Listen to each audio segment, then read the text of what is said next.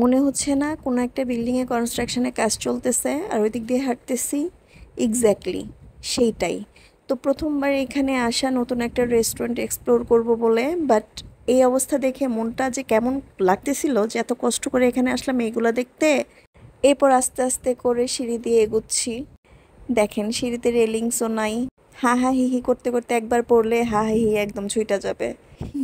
আস্তাগফিরুল্লাহ, এরকম কিছু না হোক। আর এই যে দেখেন, মানে আছে না কথায় যে বাইরে ফিটফাট ভিতরে সদরঘাট, আর এখানে হচ্ছে ভিতরে ফিটফাট বাইরে সদরঘাট।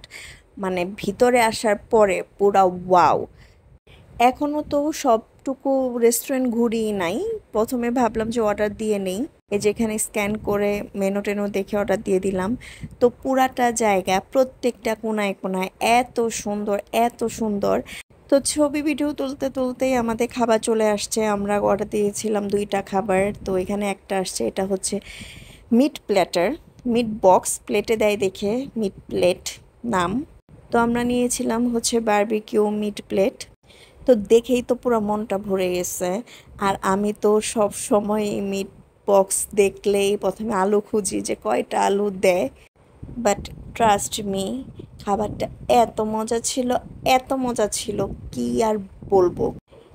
আলু, এখন আমি যেটা মুখে দিলাম সেটা আলু।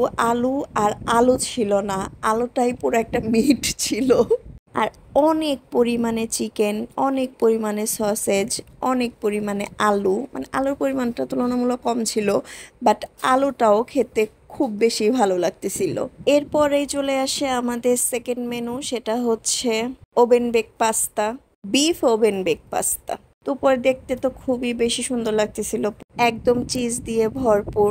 ওভেন বেক পাস্তার একটা মজার ব্যাপার এইটাই হচ্ছে এই যে এইভাবে করে চিজগুলা সরানো।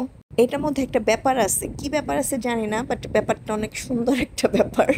এটা তো ছিল বিফ পাস্তা, বাট আমি বুঝলাম না, এটা খাওয়ার সময় মনে হইতেছিল যে বিফের একটা তরকারি টাইপের কিছু, কারি টাইপের কিছু একটা, বিফের অন্যরকম স্মেল আসতেছিল। বাট খেতে তুলনামূলক ঠিক আছে, এত যে আহামরি তা না, মোটামুটি মজাই।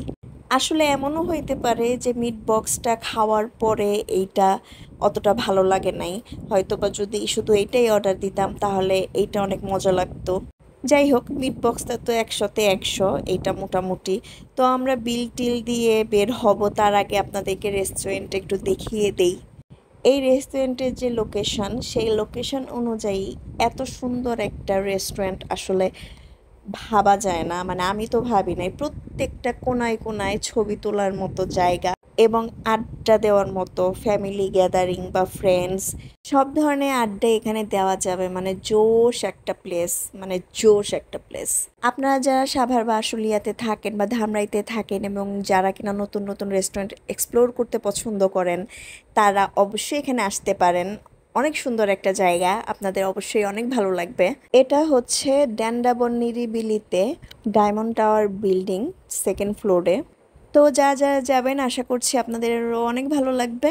তো সবাই ভালো থাকবেন, সুস্থ থাকবেন, আমাদের জন্য দোয়া করবেন। দেখা হবে পরবর্তী কোনো একটা ভিডিওতে। আসসালামু আলাইকুম।